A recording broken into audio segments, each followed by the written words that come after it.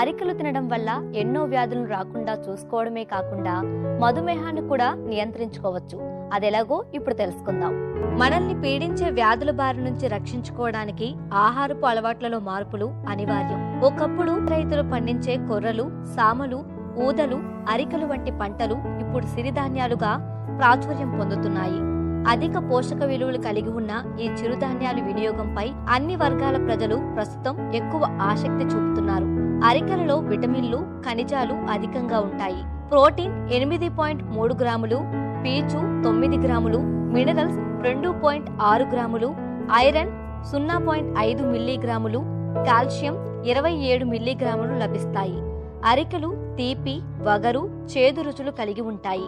అధిక పోషకాలు కలిగి ఉండటం వల్ల పిల్లలకు మంచి ఆహారంగా పనిచేస్తుంది. జీర్ణశక్తి పెరుగుతుంది. క్యాన్సర్ వంటి ప్రాణాంతక వ్యాధులు రాకుండా నివారిస్తుంది.